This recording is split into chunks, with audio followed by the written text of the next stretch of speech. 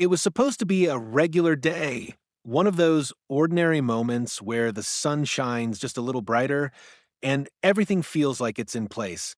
But for us, it would soon become a day that would haunt every step we took thereafter, a day where a simple, innocent action, ringing the doorbell, would lead to something unimaginable, something I never thought could happen in our peaceful suburban neighborhood. That day, the HOA Karen shot my disabled daughter in the head just for ringing the doorbell.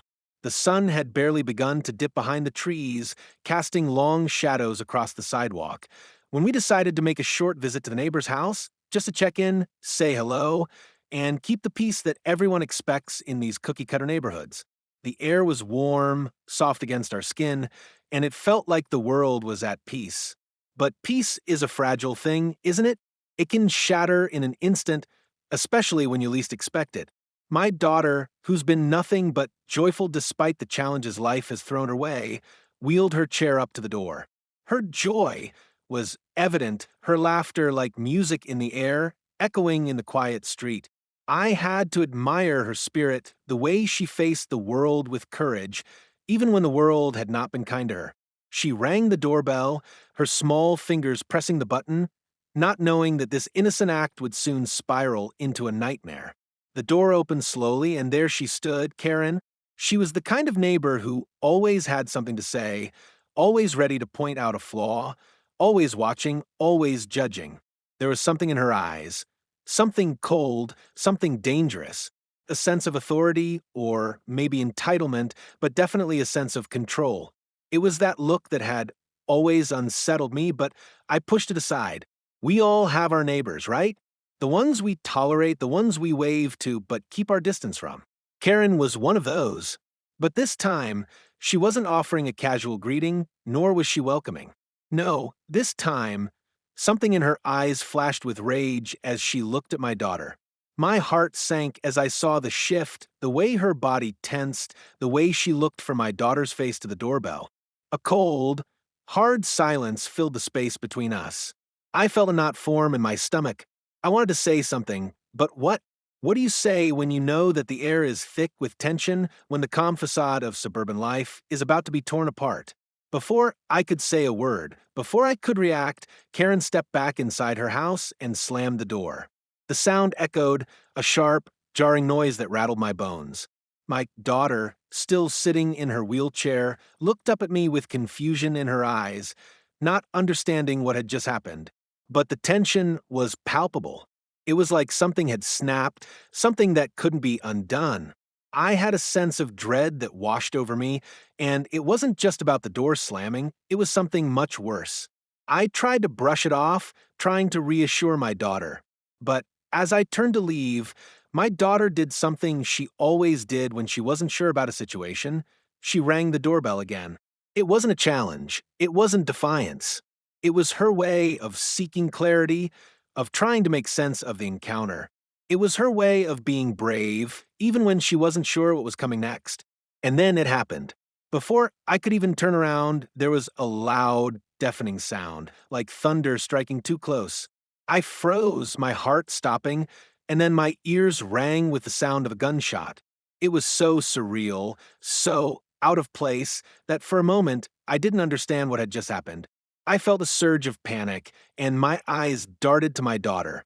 She was slumped forward, her wheelchair askew, her body trembling violently. It wasn't until I saw the blood trickling down the side of her face, her head leaning to the side, that I understood my daughter had been shot. Right there, in our neighborhood, by the woman who lived next door, who had only moments before slammed the door in our faces. I felt a sickening surge of disbelief. How could this happen? How could someone who was supposed to be a neighbor, a part of our community, do something so heinous? I rushed to her, my hands shaking as I tried to assess the damage, my mind unable to process the horror. How could I have missed the signs? How could I have not seen that this woman, this Karen, was capable of such violence? And why? Why would she shoot a defenseless child, a girl who had done nothing but ring her doorbell? The question echoed in my mind, spinning out of control. The world seemed to close in on me, and I could hear nothing but the pounding of my own heart in my ears. I shouted for help, my voice cracking, but it felt like the world had gone deaf. The neighborhood that was once so peaceful, so idyllic, felt like it had turned into a nightmare. I had to get her help. Now, in the panic, in the chaos, it felt as though time slowed down. It felt like an eternity as I tried to keep my daughter conscious, as I applied pressure to her wound, as I screamed for help. And as I held her, tears streaming down my face, I realized the horrible truth. My daughter wasn't just injured, she was a victim of something much larger. This wasn't just about a doorbell or a misunderstanding.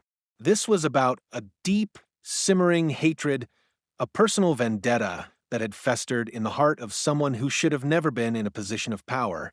This wasn't just about my daughter. This was about a system that allowed people like Karen to act with impunity, to use violence as a form of control. This was about a community that had allowed such hate to grow unchecked. And now, I was left holding my daughter, praying for her life, asking myself how this could ever have happened. And as I waited for the sirens to approach, I realized that nothing would ever be the same again. Our lives, our sense of safety, everything we once knew, had been ripped apart in the span of a few seconds. The world outside had become unrecognizable. And this nightmare, this story was just beginning. What happened next would change everything. What happened next would reveal the true nature of the person who did this, and the lengths I would go to for justice. But that, my friends, is a story that must be told. My name is Sohail, and I'm a father to an incredible daughter, Sarah, who has faced more challenges in her young life than most people could imagine. Sarah was born with a physical disability that left her reliant on a wheelchair for mobility, but her spirit has never been hindered. Despite her condition, Sarah radiates joy and positivity, always finding a way to navigate through life with a smile. She's the heart of our family, and my wife and I have always done our best to protect her from the cruelty that can exist in the world. We live in a peaceful suburban neighborhood where everyone seems to know each other and life feels comfortable. However, the peace in our community was often disrupted by one particular neighbor, Karen. She was the type of person who always had something to complain about, whether it was the color of a fence, a misplaced trash can, or the most trivial of things. As part of the Homeowners Association, HOA, Karen had more influence than most, and she wielded that power with a sense of entitlement that made her the subject of local whispers. The HOA was supposed to be there to maintain the integrity of the community, but for us, it became a constant source of stress. Karen often found ways to involve herself in our lives, constantly criticizing and making our existence in the neighborhood uncomfortable. The tension between us grew over time, but we never anticipated it would escalate to something this extreme.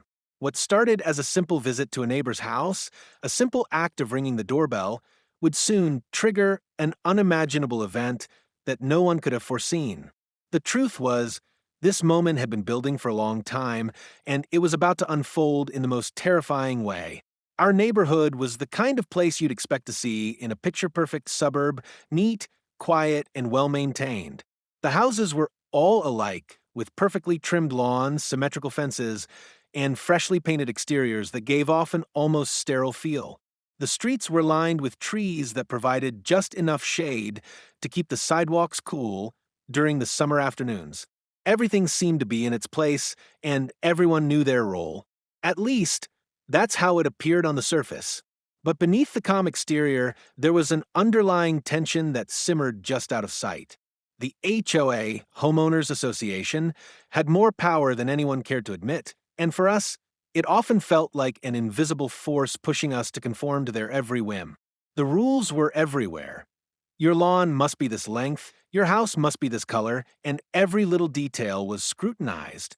And then there was Karen, the neighborhood's self-appointed watchdog, who seemed to live for these rules. As a member of the HOA, Karen felt it was her duty to enforce every minor regulation, no matter how trivial. The irony was that many of the neighbors didn't mind the small things. People wanted to live in peace, after all, but Karen took it to a whole new level. She was everywhere, always inspecting, always watching, always ready to report anything that didn't fit her idea of perfect. It wasn't just about maintaining the aesthetic of the neighborhood, it was about control. The HOA's role was to maintain order, but for some, like Karen, it became a means of exercising power over the residents. The tension in our community wasn't always visible, but it lingered in the air, a sense of quiet discomfort that most of us felt but didn't speak about. On the outside, everything appeared perfect, but for those who lived here, there was an unspoken rule: toe the line or risk the wrath of someone who cared more about the appearance of things than the well being of the people who actually lived here. That was the atmosphere we had to navigate, and for us, it made every simple interaction feel like a potential minefield. The tension between us and Karen had been building for months, maybe even longer. It wasn't always direct, there was no shouting match or angry confrontation at first, but the constant undercurrent of frustration was undeniable. Every time she passed by our house, it felt like she was scrutinizing us, her eyes lingering a bit too long on the smallest details. We had lived here for years and had always done our best to stay out of trouble. But no matter what we did, Karen seemed to find something wrong. It started with the little things. Our lawn wasn't up to HOA standards in her eyes. Even though it was freshly mowed, the grass was a bit uneven in spots. Next, she pointed out that our mailbox didn't match the exact color and design required by the HOA, even though we had seen dozens of others with the same style. Every time Karen would find something, she would leave a note on our door or send an email passive-aggressively reminding us of the rules. At first, I brushed it off. She's just doing her job, I'd tell myself.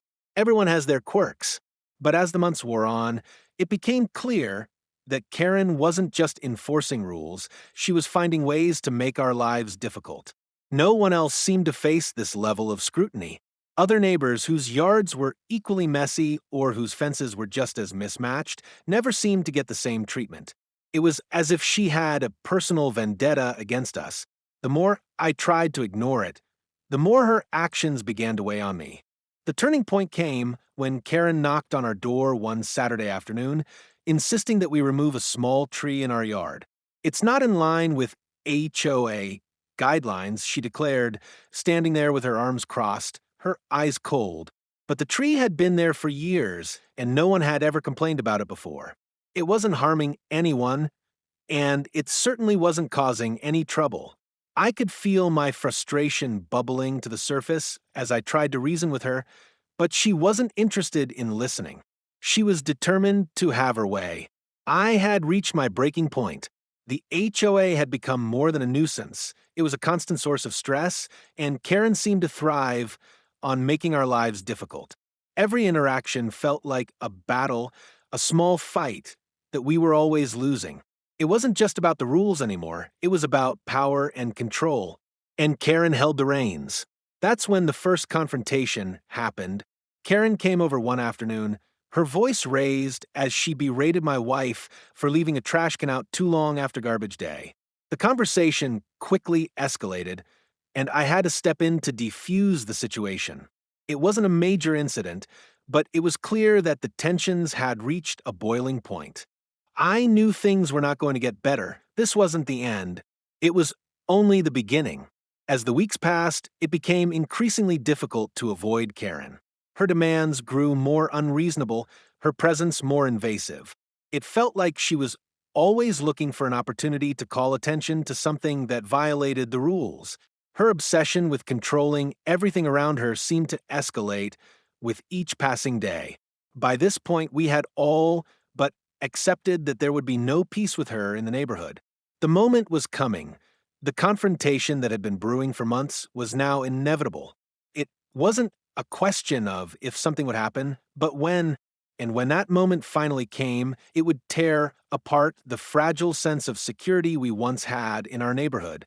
The events that led up to that fateful day were more than just misunderstandings. They were a culmination of years of resentment, frustration, and unchecked authority. The sun was setting, casting a warm golden hue across the neighborhood as we approached Karen's front door. My daughter, Sarah, smiled up at me, her joy evident as she rolled her wheelchair closer to the entrance. It was a small gesture, a simple, innocent action. She rang the doorbell again, thinking it was no different from any other visit we'd made to other neighbors before. But as the door creaked open, I felt a sudden coldness in the air that made my heart race. There she stood, Karen. Her face was a mask of cold fury, and her eyes burned with something more sinister than mere annoyance. I could feel the tension between us, but I was determined to stay calm. This was just another encounter, right? We'd face it, move past it, and go on with our day. But then, something changed. Karen stepped back from the door, not to let us inside, but to grab something from behind it. The metallic sound of the door clicking shut echoed in my ears as I instinctively stepped forward, a sinking feeling settling in my stomach. And then it happened. Before I could even react, a gunshot shattered the evening air. The sound was deafening, louder than any thunderstorm, more terrifying than I could have ever imagined. My heart skipped a beat, and time seemed to slow. My eyes locked on Sarah, who had been mere inches from the door. She froze for a split second, and then I saw it, the blood. It was everywhere. In that instant, it was like the world had stopped spinning. The air grew thick, and I felt a surge of panic, my legs feeling weak beneath me. I reached out for Sarah, my hands trembling as her body slumped forward in her wheelchair. She made a soft, painful noise, a mixture of confusion and shock. I was paralyzed. I couldn't breathe. Was this really happening? Was my daughter really shot? The confusion was overwhelming, the disbelief like a heavy fog that wouldn't lift. I couldn't wrap my mind around it. Karen had always been difficult, always demanding, but this was something else. It was violence. Cold, calculated violence. My heart raced as I ran to Sarah, the words caught in my throat. I tried to assess the damage, but I was shaking too hard. Blood soaked her hair, dripped down her face, staining her clothes. She wasn't moving, wasn't speaking. I felt the terror rising in my chest as I whispered her name over and over, my voice breaking each time. The world felt like it was crumbling around me. I couldn't hear anything except my own heartbeat and the sound of Sarah's shallow breathing, each one more fragile than the last. I knew I had to act. I had to keep her conscious, keep her awake. But the fear, the helplessness, it consumed me. My body was frozen, unable to comprehend the horror that had just unfolded before my eyes. What kind of person shoots an innocent child, a disabled child, for doing nothing more than ringing a doorbell? In that moment, nothing else mattered. It didn't matter that Karen was standing there, looking at us with a twisted, vacant expression. It didn't matter that I was desperate for help, screaming for anyone to hear. All that mattered was Sarah. The only thing that existed was the horrifying reality of seeing my daughter wounded, and the terror of not knowing if I could get her help in time. The moment I saw the blood, everything went numb. I couldn't hear anything, couldn't think straight. My eyes locked on my daughter's face, her eyes wide, filled with confusion and fear. The world felt like it was closing in on us, but I had to focus. I had to do something, anything, to help her. Sarah, I shouted, my voice cracking, panic rising in my chest. Stay with me, baby. Stay with me. I leaned over her, shaking, desperate. My hands trembled as I pressed them to the side of her head, trying to stop the bleeding. Blood soaked my fingers, and I felt my stomach lurch, but I couldn't stop. I had to keep pressure on the wound. I had to keep her alive. I looked up, my eyes searching desperately for help, but the street was eerily silent. The neighbors, the ones who usually watched everything that happened in this quiet little neighborhood, were nowhere to be seen. Karen, the woman who had just shot my daughter, was standing behind her door, staring at us with a blank expression on her face. It was as if she wasn't even human anymore. I didn't care about her. Not in that moment. I only cared about my daughter. I needed to get her help, right now. I took out my phone, hands shaking uncontrollably as I dialed 911. 911, what's your emergency? Please, my daughter's been shot. I screamed into the phone. We need an ambulance right away. She's losing blood. I don't know how much time we have. The operator was calm, a stark contrast to the chaos and panic that was consuming me. Sir, I need you to stay calm. Help is on the way. Can you tell me where you are? I rattled off our address, trying to keep my voice steady, but it was hard. My mind kept flashing back to the moment I saw the blood, to the horror of what had just happened. I could feel the weight of the world pressing down on me, and I was terrified that I wouldn't be able to do enough. The seconds felt like hours. As I spoke to the operator, I looked back at my daughter, my heart breaking. She was barely conscious now, her body limp in her wheelchair, her head tilting dangerously to the side. I gently adjusted her position, trying to keep her upright, but she wasn't responding. My stomach churned with the fear that I might lose her, that she might slip away in my arms, and I would be powerless to stop it. My wife came running out, her face pale and stricken with disbelief. She must have heard the commotion from inside the house. Without a word, she knelt beside me, her hands going straight to Sarah, trying to comfort her, whispering soothing words that neither of us could fully believe. She looked at me, her eyes filled with panic and helplessness, but I could see the same fierce determination there that I felt burning in my chest. We weren't going to lose our daughter. Not like this. The ambulance arrived moments later, but it felt like a lifetime. The paramedics rushed to Sarah, assessing the damage quickly. They moved with precision, trying to stabilize her. My hands were still covered in blood, but I didn't care. I followed them as they wheeled her to the ambulance, my heart racing in my chest, unable to breathe properly. "Stay with us, sweetheart," I whispered, squeezing her hand as the paramedics worked. The ride to the hospital was a blur. Every second felt like an eternity, and every time I looked at Sarah, my heart shattered a little more. I had no idea how severe the injury was. The paramedics had told us they would do everything they could, but it was still unclear how much damage had been done. At the hospital, they rushed Sarah into the ER. I was left in the waiting room, pacing, my mind running wild with thoughts of what could happen. I couldn't sit still, couldn't focus on anything other than the image of her lifeless body in the wheelchair, the blood that stained her clothes, and the fear that kept gnawing at my insides. Hours passed before a doctor finally emerged. His expression was serious, but there was a flicker of hope in his eyes.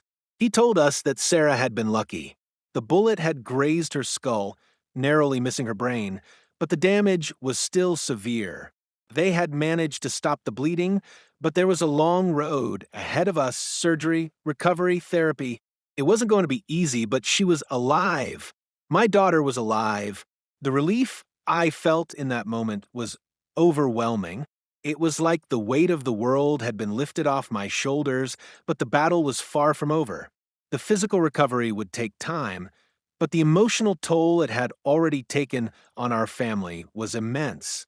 The trauma of that day would stay with us forever. As we sat in the hospital room, watching over Sarah, I knew we had to fight for justice. Karen couldn't get away with what she had done. She had taken something precious from us. She had nearly taken our daughter's life. We would make sure she was held accountable. The fight for justice had only just begun. As the days passed and Sarah's condition slowly improved, I couldn't shake the feeling that something wasn't right. The shooting had left us with more than just physical scars. It had left a trail of unanswered questions. Why did Karen shoot my daughter? What could possibly have driven her to do something so horrific, something so out of the blue? I thought I had seen it all, but nothing prepared me for the revelation that came during our first meeting with the police. We had been through endless interviews recounting the events over and over, trying to make sense of the nightmare. But it wasn't until Karen's lawyer showed up that the truth started to unravel in the most unexpected way. The lawyer was smug, dismissive. He started with a familiar script, claiming that the shooting had been an accident. Karen hadn't meant to hurt anyone, he argued. The gun had gone off in a moment of frustration when she had been startled by the doorbell again. He even went so far as to suggest that Sarah had provoked Karen by ringing the doorbell for the second time, as if that somehow justified what had happened. But the twist came when the lawyer revealed a shocking detail. Karen had a history, a criminal history. It wasn't just that she was a power-hungry HOA enforcer. Karen had a long record of violent outbursts, dating back to her younger years. Her involvement in the HOA wasn't just about maintaining the neighborhood, it was about asserting control, pushing boundaries, and using her influence to hide the uglier aspects of her past. The lawyer's words hit me like a punch to the gut. This wasn't the first time Karen had acted violently. She had a history of anger management issues. There were multiple instances of her lashing out at people who didn't conform to her rules. But it had always been buried, hidden under a layer of authority and respectability that came with her position in the HOA. No one had ever known the extent of her violent tendencies. No one knew she had used her position to shield herself from the consequences of her actions. The twist wasn't just the realization that Karen was a violent person, it was the fact that she had been living a double life, hiding her true nature behind the facade of a concerned neighbor and an HOA enforcer. That was the moment when everything shifted. The truth had come to light, and we realized that this was no accident. It had been a deliberate act, fueled by something deeper than just a moment of anger. It was about control, about power, and about hiding a past that had finally caught up with her. The aftermath of that fateful day has been nothing short of a whirlwind. When I look at my daughter now, I still see the same joyful spirit she's always had, but it's harder to ignore the shadow that looms over her. Sarah is physically healing, but the emotional toll on all of us has been far greater than any of us expected. Physically, the doctors have told us that Sarah is incredibly lucky. The bullet didn't do as much damage as it could have, and after a few surgeries and months of recovery, she regained most of her mobility and independence. However, the scars, both seen and unseen, remain. The scar on her head is a constant reminder of the pain she endured, and I can tell that every time she sees it, it brings back the trauma. She still struggles to sleep at night, plagued by nightmares of the shooting. Sometimes, in the middle of the night, I hear her crying out for help, and it breaks my heart to know that my little girl is still fighting battles in her dreams. Emotionally, Sarah is struggling with the lingering fear that she could face more danger at any moment. The joy she once had for simple activities like going to the park or meeting new people is now tainted by anxiety. She's withdrawn at times, hesitant to leave the house for fear of encountering Karen again or dealing with the trauma of being outside. Her once bright smile now carries a weight of uncertainty, and it's something we are slowly working to rebuild. As a family, we've tried to maintain a sense of normalcy, but it hasn't been easy. We've leaned heavily on each other for support, but we've also sought help outside of our immediate circle. Sarah has been seeing a therapist who specializes in trauma, helping her work through the emotional scars that can't be seen. My wife and I have also been in counseling, trying to understand how to cope with the lingering effects of the shooting and how best to support Sarah as she heals. Legally, the fight is just beginning. We've hired a lawyer, and the case against Karen is moving forward, though it's been a slow and frustrating process. Despite the legal battles, we have a community of friends and extended family who have rallied around us, offering emotional support and helping with the small things like running errands or taking care of Sarah when we can't. Their support has been invaluable. The emotional aftermath is still unfolding. While Sarah is healing, it's clear that the damage from that day will never fully disappear. But we're taking it one day at a time, leaning on our support system and fighting for the justice that we know Sarah deserves. The legal aftermath of the shooting has been a complex and frustrating journey. Initially, we were hopeful that Karen would face the severe consequences she deserved. The evidence was clear. Sarah had been shot in cold blood, and Karen had no justification for her actions. However, the legal system moved at a glacial pace. Karen's lawyer fought tooth and nail to argue that the shooting was an accident, a moment of panic when the doorbell startled her. They tried to paint her as a victim of a misunderstanding, but the truth was undeniable. Eventually, after months of hearings, the case went to trial.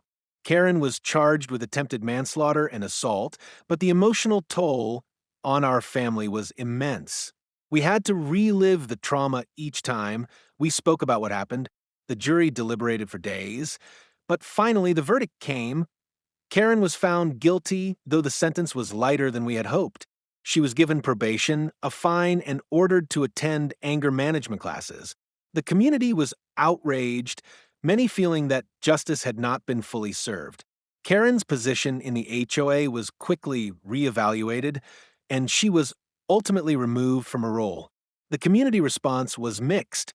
Some neighbors rallied behind us, offering support and urging the HOA to tighten its policies. Others were hesitant, worried about stirring the pot in such a close-knit neighborhood. But slowly things began to change. The HOA introduced new rules regarding safety and conflict resolution, ensuring that no one would have unchecked power again. They even organized community meetings where residents could voice concerns and create a safer, more respectful environment. Although justice was far from perfect, the legal battle brought awareness to the dangers of unchecked authority and violence within the community, sparking change that might help prevent similar incidents in the future. The key lesson from this horrific experience is the undeniable importance of community support and the dangerous consequences of unchecked authority. What happened to Sarah and our family should never have occurred. And yet, it served as a stark reminder of how power can be abused when people are allowed to act without accountability. In a world where everyone is expected to follow the rules, it's easy to forget the deeper values that bind us together as a community: respect, compassion, and empathy. Karen's actions were fueled by her need to control, to enforce rules at any cost, without understanding the impact of her behavior on the lives of others. The idea that a seemingly innocent act like ringing a doorbell could lead to violence speaks to the frightening reality that sometimes those who wield authority do so without care or regard for the well-being of others. But there is hope, and it lies in standing up for what's right. Despite the trauma, we found the strength to fight for justice, not just for ourselves, but for others who might face similar dangers. This story is a call to action, to never let fear silence us in the face of injustice. We have to be brave enough to confront wrongdoers, even when it feels like the system is stacked against us. The emotional and legal battles we endured were exhausting, but they prove that standing up for what's right, even in the most difficult times, can bring about change. Community support is another powerful takeaway. While there were some who hesitated or chose to stay quiet, there were others who rallied behind us, offering their help, their voices, and their compassion. It was these people who reminded us that even in the darkest times, we are not alone. The kindness of our neighbors and the willingness of friends and family to stand with us gave us the strength to keep moving forward. We could not have done this alone. In the end, this tragedy is not just about one person's act of violence. It's about creating communities where we hold each other accountable, where we stand together and protect the most vulnerable. It's about ensuring that no one feels isolated or powerless. That, perhaps, is the most important lesson of all. This story is far from over, and we need your help to make sure justice is fully served. Karen's actions have shown us the dangers of unchecked power within communities, and it's time for us to stand up against those who think they can get away with abuse. If you believe in holding people accountable for their actions, if you believe in creating safe and supportive neighborhoods, then join us in raising awareness about the dangers of HOA abuses and violence. Share this video, spread the word, and let's make sure no one has to endure what we did. Follow our journey on social media, and together we can bring about change. Support us in the fight for justice, and let's ensure that no one else falls victim to the same kind of cruelty. We won't stop until Sarah's story leads to real, lasting change.